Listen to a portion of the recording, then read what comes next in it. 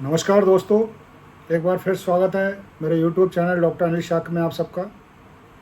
अभी थोड़ा सा कुछ समय का ब्रेक हो गया, तो आज से पुनः चर्चा चालू कर रहा हूँ मैं। आज जो चर्चा का विषय है वो एक बहुत महत्वपूर्ण विषय है, जिसको जिससे हम सब लोग भली भांति परिचित हैं, जिसको हम वैक्सीनेशन या टीकाकरण बोलते हैं, जो बच्चों के लिए बहुत ही अत्यंत आवश्यक होता है। कहीं हमारी गलतियों के कारण बच्चों को समय से टीका नहीं लग पाता है, जिसके दुष्परिणाम उन्हें बाद में भुगतना पड़ जाते हैं।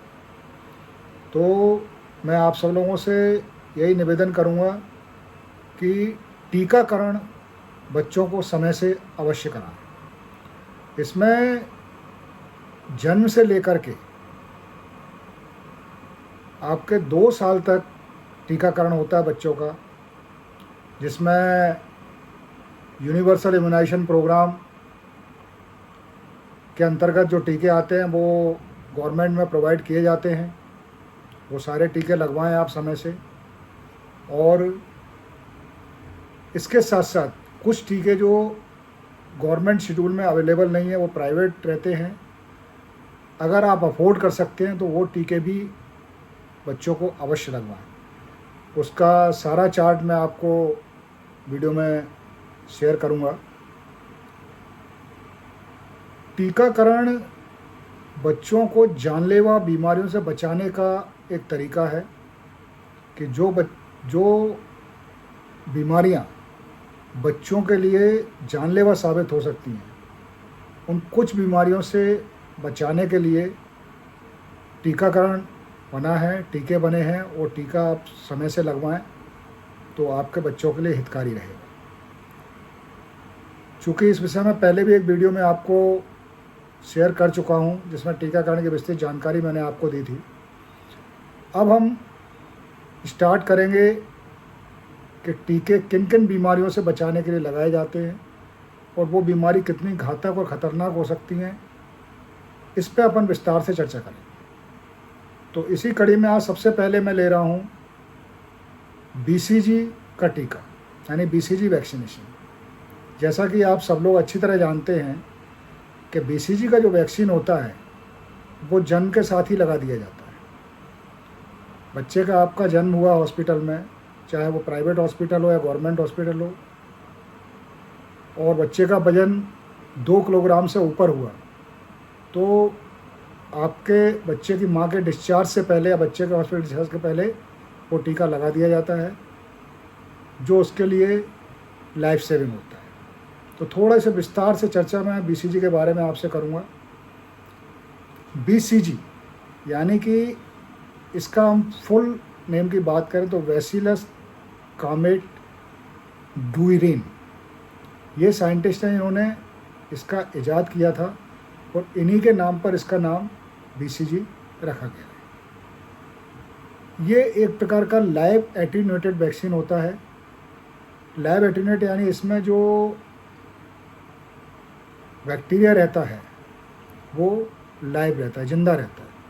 वो आपकी बॉडी के अंदर इंसर्ट किया जाता है, जिससे आपकी बॉडी में उस बैक्टीरिया के अगेंस्ट आपको इम्यूनिटी डेवलप होती है और आप उस बीमारी से, पर्टिकुलर बीमारी से बचते हैं। इस वैक्सीन को बनाने के लिए जो स्ट्रेन यूज किया जाता है वो होता है डेनिस 1331, जो WHO ने रिकमेंड किया हुआ है, WHO के द्वारा रिकमेंडेड है। तो उस स्ट्रेन में वैक्सीन बनाया जाता है जिसमें आपका बैक्टीरिया लाइव रहता है, और ये ड्राई पाउडर के रूप में पैक होकर के हमारे पास तक आता है। उस ड्राई पाउडर को जिस संस्था में वैक्सीन लगाई जाती है वहाँ डाइल्यूट किया जाता है।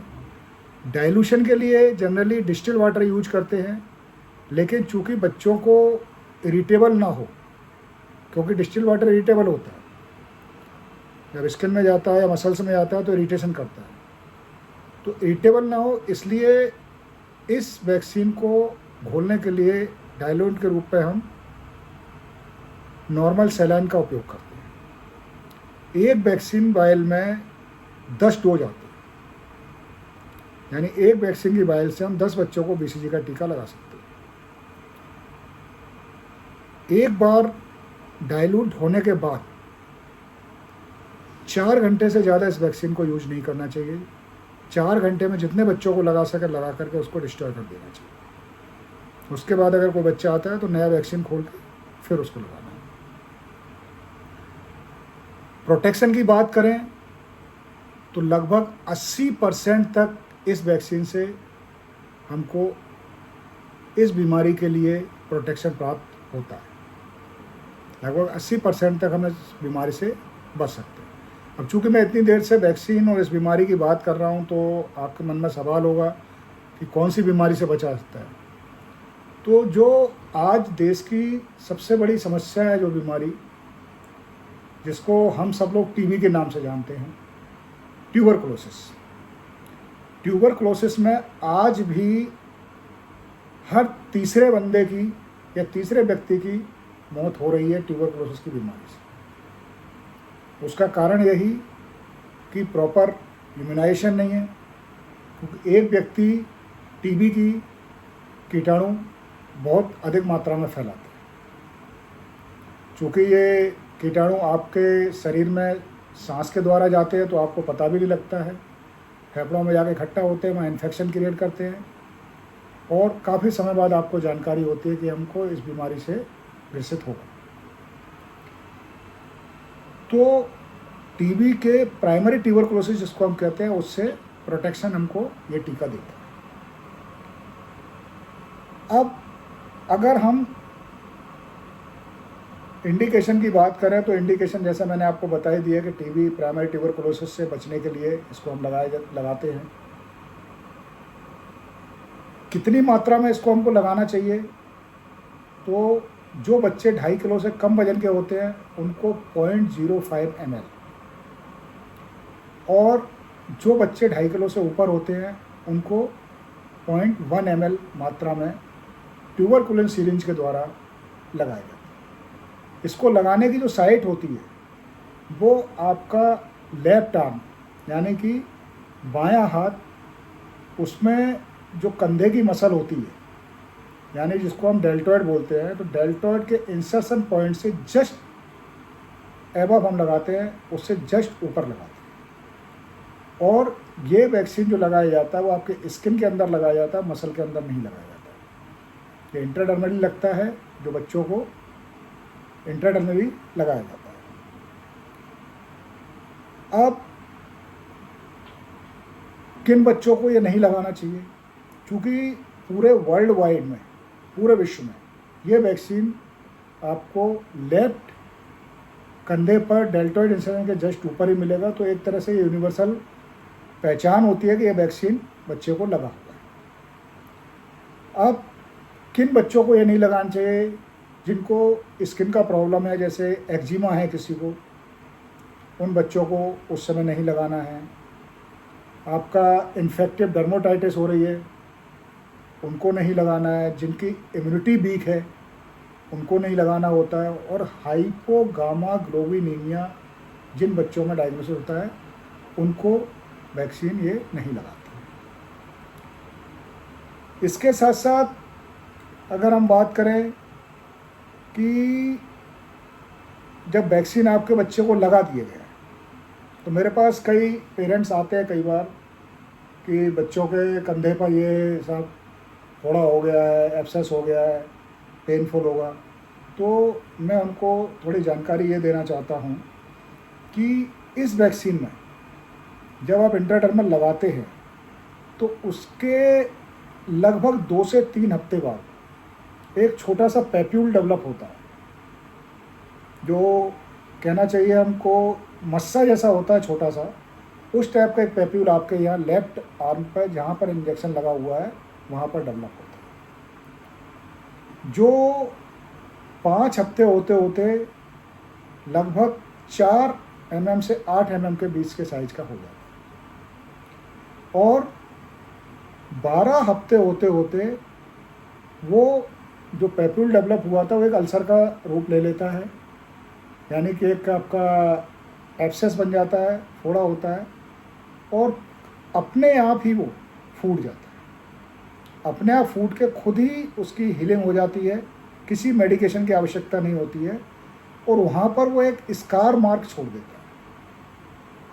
जो स्कार मार्क आपका 4 to 8 mm का लगभग होता है, वो स्कार मार्क आपका यूनिवर्सल आइडेंटिफिकेशन होता है कि आपके बच्चे को BCG का टीका लगा हुआ है। कुछ बच्चे बहुत रेयरली, लेस देन 5% में, कई बार ये पैप्यूल नहीं बनता है और अल्सरेटिव भी नहीं होता है और आपका स्कार मार्क भी नहीं छोड़ता है, तो उसमें घबराना नहीं है।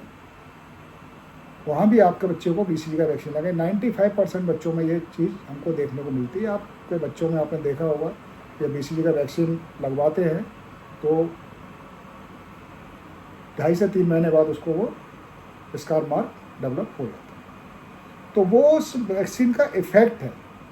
जो आपको पैप्यूल हो रहा है, पैप्यूल से अल्सर बन रहा है, अल्सर करके ऑटोमेटिक ब्रेक हो रहा है, फिर स्कार मार्क हो रहा है, वो उसका इफ़ेक्ट है BCG का, वैक्सीन का। उसमें आप कतई ना घबराएं कि कंधे पे वैक्सीन लगा हुआ है जिससे ये फोड़ा हो गया है, उसके लिए हम कई डॉक्टरों के पास जा रहे हैं, परेशान हो रहा है ना।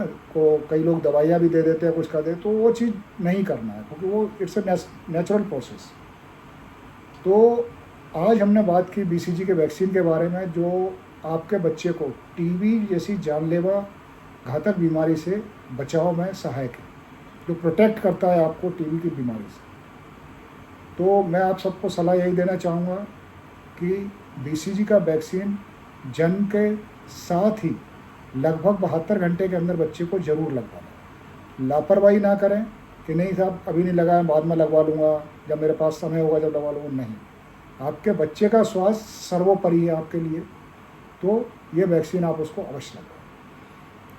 वीडियो को लाइक करना, सब्सक्राइब करवाना ना भूलें, और आगे मैं कुछ नए वैक्सीन और उससे रिलेटेड बीमारियों के बारे में आपको जानकारी दूंगा आने वाले वीडियोज़ में। तो आने वाले वीडियोज़ में देखना ना भूलिएगा। तब तक के लिए स्वस्थ रहिए, खुश रहिए। सी यू, बाय बाय।